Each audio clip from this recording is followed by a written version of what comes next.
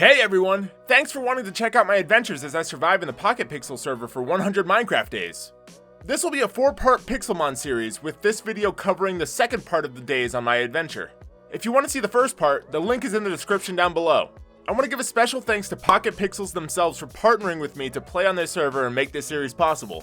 I highly recommend that you all jump in and play as well, because it's completely free and I had a blast while playing on it. The IP for the server is play.pocketpixels.net, and all the info that you'll need to get on will be in the description down below. You'll need to have Minecraft Java Edition installed, and a full tutorial on how to join can be found at getpixelmon.com. Once again, information and instructions will be in the description down below. Once you're on, you can also get a free welcome pack to get free stuff on the server by going to shop.pocketpixels.net. From there, click on the Pixelmon tab, go to featured items, and at the bottom, click on Server Welcome Pack to apply it to your cart. Make sure to use code SIZZLE in the coupon redeem area to get it. Other than that though, this series took such a long time to make, so if you like what you see, please think about subscribing to the channel and liking the video. It would be greatly appreciated. Alright, it's time to jump into the video now. With 5 crate keys this week, I thought I'd go ahead and open one before the actual days start, and then do the other 4 afterward. So you'll want to stick around until the end of the video to see what crazy pokes I get. On my first crate spin, I actually got a shiny Halucha, which was obviously an incredible addition to my growing Pokemon family, but with other crazy possibilities in the crate, I was really excited what else I could see. But first, I need to show you what I've been up to. On day 26, I went ahead and checked out the graphic banners on the server again. These always state what the events for the days of the week will be, along with any crates and specials, so I wanted to keep them in mind. From there, I went back to the area around my house and battled a Shiinotic with the goal of catching it, but I ended up defeating it instead. Out in that forest, whenever I saw a Togedemaru, I took the chance to farm aluminum plates off of them. At night, I saw a Pupitar, and even though I already owned a Larvitar, I decided that I wanted to catch it. The next day, I worked on my apricorn farm a bit, and then went home and crafted a healer with the materials I had gathered. I then ran to the sand near my house, and even though I saw a Surskit which was part of the Poke Hunt event, I ended up defeating it and got my sand. After that, I proceeded to smelt it all while I went out and farmed more Pokemon in the area, including Volbeat, because they dropped glowstone dust, which was needed for the next thing that I was going to craft. Back at my house, I put all the items together and I had a PC ready to place down. My apricorn garden was looking good the following morning as I filled out the remaining empty spots. I also needed Pokeballs, so I used the apricorns on my anvil to make some more. Outside of my house, I also stumbled upon a lichen rock, which I decided to go for and caught it. Next up was a Haunter who quickly became mine as well. Back home, I healed up my pokes and then looked at all of the different ones in my PC. This led me to checking outside for any others to add to the family, and I found a level 60 Ursaring just chilling outside of my place.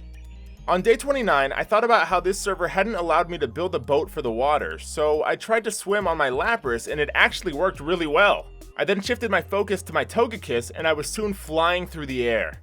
This allowed me to go over to the bridge that I had seen previously, which ended up being much longer than I had assumed it would be. Even with my enhanced speed for my Pokemon's flight, it took a while, but at the end of it, there were just a few healers and PCs. At spawn, I ended up catching a level 50 Galvantula, and at the gym warp, I found a Gabite who gave me the hardest time. No ball I threw would even shake at all before it busted out, so I had to weaken it even further, and that did the trick. The next day, the same mod who helped me with the house claiming issue showed me how to set a warp to my house's location, so now anyone who gets on the server can get here easily. But before I share that, I do want to go ahead and showcase people's homes like the user Rachel B is Hot, who made a house overlooking mine by day 31. On the opposite side of Rachel B's house is the house belonging to the user Penguin QT, who actually built it right at the warp location that I made. So if you do use the warp, you're gonna get in front of their house first. To use it, all you have to do is do /PW Sizzle Games and hit the option New Warp followed by Use Warp. It should immediately teleport you near my house. I hope anyone who decides to jump on the server does this and joins the little community that we're building, and I do want to give a special thank you to all of the people who have already joined in on the fun. Anyways, from there, we went on to the gym warp and looked around. There, we saw pretty nice looking structures as we ran around the area. Our journey looking around the area went on to the next morning as we eventually made it to the area with the ground gym.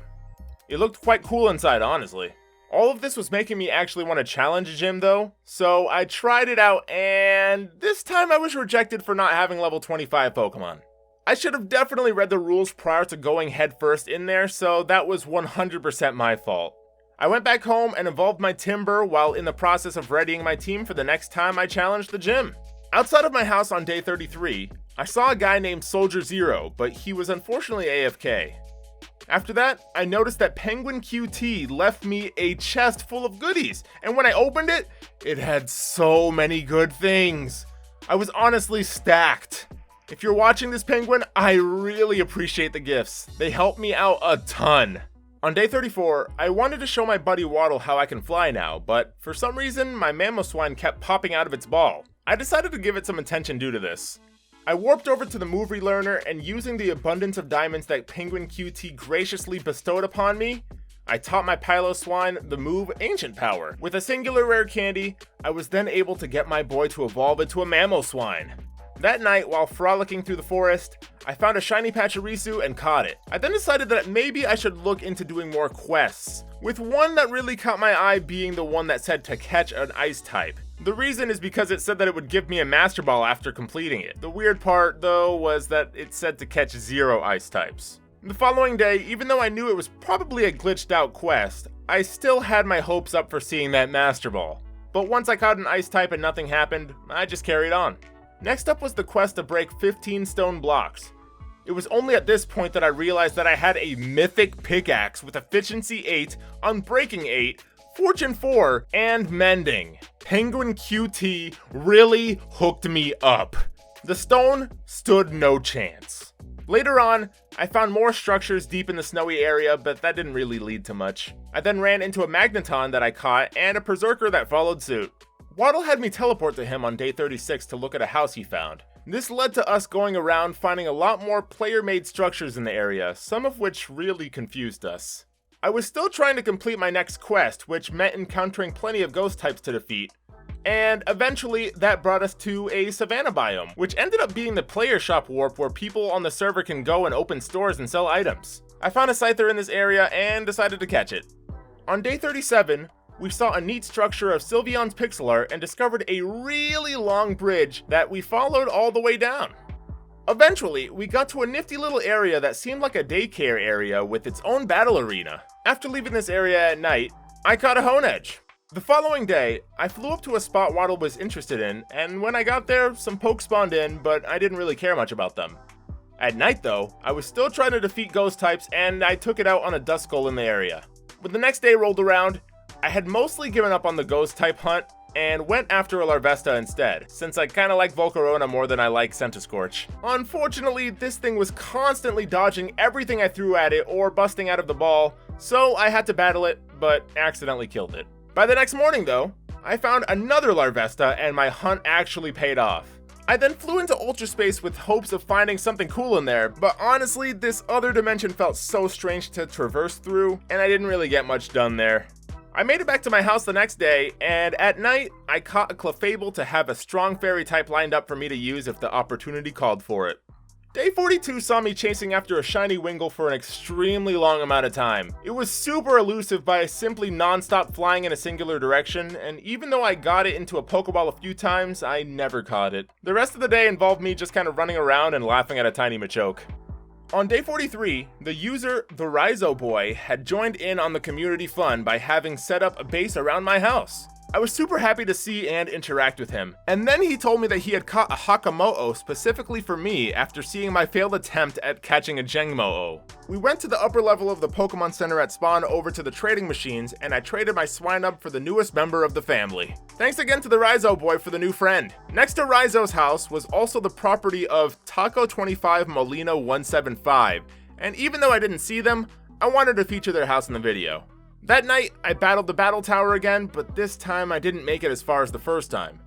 I managed to just barely scrape out a win in the first round, and by the second, my team was kinda destroyed. Day 44 saw light to some new dailies, which I really wanted to complete this time. They wanted me to make a cloning machine, catch 10 dark types, and defeat 29 grass types. With my goals in mind, I made some great balls and headed out.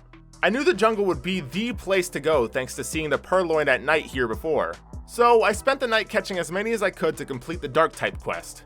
This mission went on into the morning where I caught the final Purloin of the night and moved my sights to the Carvana in the area since they're also Dark type Pokemon. After catching those, I saw that I only needed 2 more Dark types, but even when flying around on Togekiss, I couldn't find any. My search went on into the night when Purloin began spawning again, which allowed me to finish one of my 3 quests.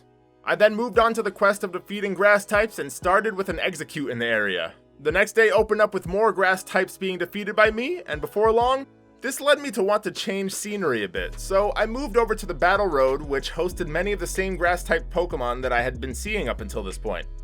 I ended up spending the rest of my quest defeating them here in this area, and by day 47, I had finished yet another quest with only 1 more to go. That one quest was to make a cloning machine, though.